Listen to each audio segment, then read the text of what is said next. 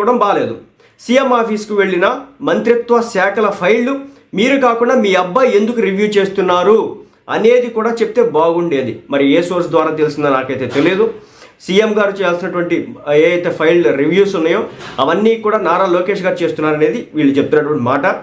అదేవిధంగా ఏ శాఖలో ఏం జరుగుతోందో తెలియనటువంటి ధృతరాష్ట్ర ముఖ్యమంత్రిగా ఉన్నటువంటి తమరు ర్యాంకింగ్లు ఇవ్వడం హాస్యాస్పదం. ఆ ఇచ్చేదేదో కొడుకుతో ఇప్పిస్తే బాగుండేది. రాష్ట్ర ప్రయోజనాలు, రాష్ట్ర నిర్మాణం కోసమే కూటమికి ప్రజలు అఖండ మెజారిటీతో అధికారం అయితే కట్టబెట్టారు.